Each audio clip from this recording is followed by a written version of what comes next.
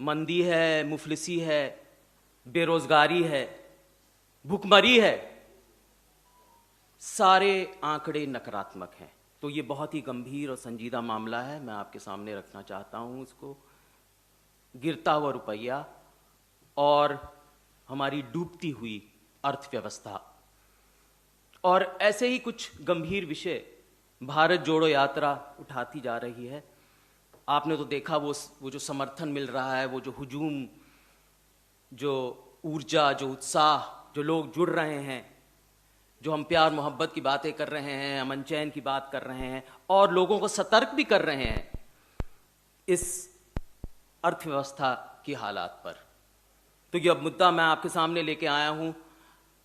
आज तो हद ही हो गया, रुपए गिरकर 83.12 पे पहुंच गया है। ये जिंदगी में, रुपए की जिंदगी में सबसे कम उसकी कीमत है।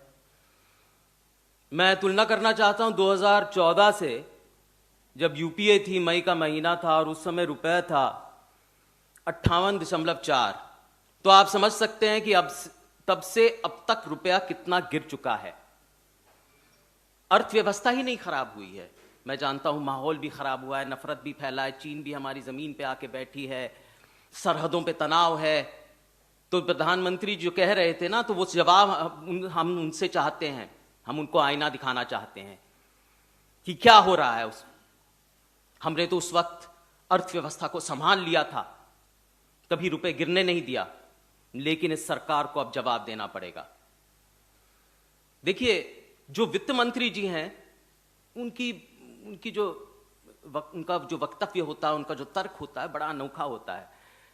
एक दो दिन पहले वो ये कह रही थी कि रुपया गिरा नहीं भाई, डॉलर बहुत मजबूत हो गया है। तो आप किसी गरीब के घर में जाके उनका दरवाजा खटखटाइए और ये कहिए कि महंगाई इतनी बढ़ रही है क्योंकि डॉलर मजबूत हो गया, रुपया गिरा नहीं। ये हमारी गलती नहीं है, हम तो बेबस हैं, हम तो लाचार हैं, हम क्या करें। ये तो सारा आयातित समस्या है, ये वैश्विक तूफान है, हम तो कुछ कर ही नहीं सकते। हमेशा वित्त मंत्री जी का ये तर्क रहा है। उन्होंने संसद में भी ये बोला, बार बार इसको दोहराती रहती हैं। और दूसरी बात ये हमेशा कहती हैं कि हमारा तो भाई रुपया गिर ही रहा है, लेकिन देखिए और करेंसीज को देखिए, उनके मुद्रा को देखिए, वो भी तो गिर रहे हैं और हमसे ज्यादा गिर रहे हैं। और वित्त मंत्री जी तुलना ऐसी करेंसी से कर रही हैं जैसे येन, जैसे यूरो, जैसे यूके का पाउंड। ये बड़े विकसित मुल्क हैं, उनकी आबादी छोटी है, वहां पर इतने गरीब नहीं हैं। और गरीबी की बात तो मैं बाद में करूंगा, जो वर्ल्ड बैंक की रिपोर्ट आई है, इतने गरीब भी नहीं है। तो ऐसी तुलना आप कम कर कैसे सकती हैं? आपको शर्म नहीं आती ऐसी बात करते हुए? और अगर ऐसी बात ही करनी है तो मैं आपको यह बता दूं कि जो विकासशील देश हैं, जो डेवलपिंग कंट्रीज हैं, जो डेवलपिंग इकोनॉमीज हैं, उनमें मेक्सिको का जो पैसो है उसमें वृद्धि हुई है 2.6, रियाल में 7 से ज्यादा और रूबल में 18 से ज्यादा वृद्धि हुई है। तो हमारा तो गिर रहा है, उनका बढ़ कैसे रहा है? हम पूछना चाहते हैं वित्त मंत्री जी से। यही कुछ ऐसा ही तर्क रहा कि हम बिल्कुल बेबस हैं, हम कुछ कर नहीं सकते। जब ईंधन के दाम बार बार सरकार बढ़ा रही थी, फिर जब चुनाव आया तो बिल्कुल रोक दिया। और उस समय वित्त मंत्री जी ने कहा कि हम क्या करें, ये तो ऑयल कंपनियां बढ़ा रहे हैं, हम कुछ कर नहीं सकते। औरों की दलील थी कि ये जो पैसा लेके हम जन कल्याण में डाल रहे हैं, मतलब गरीबों से पैसा लेके उनके जेब में हाथ डाल के पैसा निकाल के जन कल्याण में डाल रहे हैं, मतलब उसकी तब्दीली एक तोहफा में बदल रहे हैं और फिर उनको वापसी दे रहे हैं। ये थी उनका एक तर्क, उनकी दलील उस समय। जब वो वहां पर वॉशिंगटन में गई तो वो औरों को कोसने लगी कि हमारी अर्थव्यवस्था का कारण आप हैं। अरे जो विकसित मुल्क हैं वो और किसी के बारे में सोचते हैं कि अपनी जो अर्थव्यवस्था है उसको महफूज रखने की कोशिश करते हैं? तो वो कहने लगी नहीं नहीं, आपने अचानक इंटरेस्ट रेट्स बढ़ा दिए तो हमारी अर्थव्यवस्था ध्वस्त हो गई, हम क्या करें। बार बार यही तर्क उठाते रहते हैं। जब ये स्वीकार भी करते हैं, तब मैं बात कर रहा हूं ज़्यादातर तो ये कबूल ही नहीं करते कि यहाँ पर कोई परेशानी है, कोई समस्या है, यहाँ पर गरीब हैं, यहाँ पर ज़रूरतमंद हैं। ये तो कबूल भी नहीं करते कि यहाँ गरीबी जैसी समस्या है। लेकिन जब उनको किसी को दोषी देना पड़ता है, या तो विपक्ष को देते हैं या तो और मुल्कों को देते हैं, तो वैश्विक हालात पे देते हैं। कभी बात ये स्वीकार नहीं करते कि हमारी ये गलती है। और सुनिए वित्त मंत्री जी का तर्क, बड़ी अनोखी विचित्र बात है ये। एक पिछले महीने यहां पर बड़े कारोबारियों का फंक्शन हुआ, एक भव्य समारोह हुआ, वहां पर सब आए और उनको वो फटकारने लगी और कहने लगी कि भैया आप निवेश क्यों नहीं कर रहे, आप निवेश करिए, आप जो अंदरूनी शक्ति है, जो ऊर्जा है उसको जगाइए, हनुमान की तरह। हनुमान ने भी तो ऐसे ही किया था, बड़ी अंदर की जो शक्ति थी उसको जगाई थी। तो ये वित्त मंत्री जी ने उनको कोसा कारोबारियों के लिए को कि आप निवेश नहीं कर रहे। अरे भाई, कारोबारी निवेश नहीं कर रहे क्योंकि मांग नहीं है।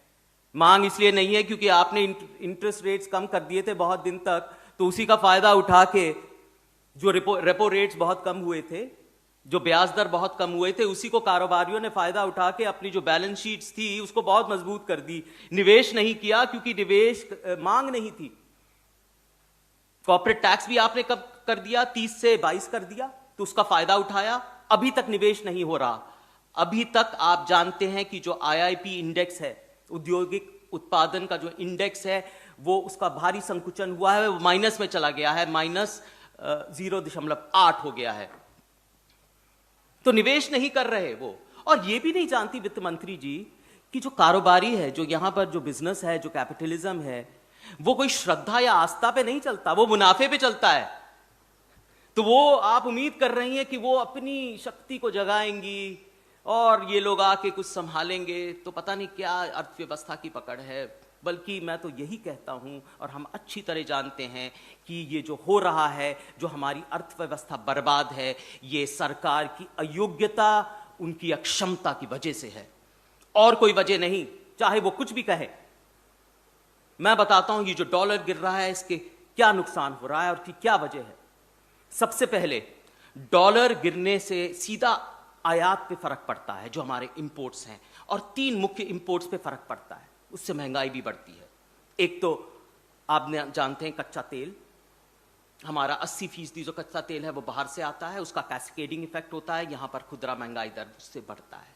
दूसरे उर्वरक, जो फर्टिलाइजर्स होते हैं, जो खाद होते हैं, वो भी जो डीएपी होता है, जो म्यूरेट ऑफ फॉस्फेट होता है, वो सब बाहर से आता है। और आप अगर जानते हैं कि अगर खाद बढ़ेगा, उर्वरक के दाम बढ़ेंगे, तो उसी तरह सब चीज़ है, जो खाद्य वस्तु हैं, उनके भी दाम बढ़ेंगे। और जो खुदरा महंगाई दर है, जो सीपीआई है, जो हेडलाइन इन्फ्लेशन रेट है, वो भी बढ़ेगा। तो ये बात बिल्कुल सीधी है। और इसीलिए जो हमारा फूड इन्फ्लेशन है, जो सीपीआई, सबसे पहले जो सीपीआई है, खुदरा महंगाई दर है, वो 7.4 हो गया है। मतलब कम ना लेने का नाम ही नहीं कर रहा, बढ़ता चला जा रहा है। और जो आरबीआई का, रिजर्व बैंक का एक बर्दाश्त करने का दायरा होता है, जो 6% होता है, उससे बढ़कर वो बहुत दिन से आगे है, जनवरी से लेके वो आगे है। 4 होना चाहिए, लेकिन है वो 7.4। और गरीब आदमी, जो जरूरतमंद है, जो मोहताज है, जो महरूम है, क्या असर पड़ रहा होगा वही जानते हैं। मैं अभी बिहार से आ रहा हूँ, चुनाव के सिलसिले में था, जो कांग्रेस चुनाव में, वहां पर बहुत लोगों से पूछा और वो कह रहे हैं कि जो गरीब आदमी है, अब जो सब्जी है उसको तो तेल में छोंकते ही नहीं, सीधा सब्जी बना देते हैं। और बहुत लोग ऐसे हैं वहां पर जो रोटी प्याज और नमक के साथ खा रहे हैं, अगर प्याज नसीब है।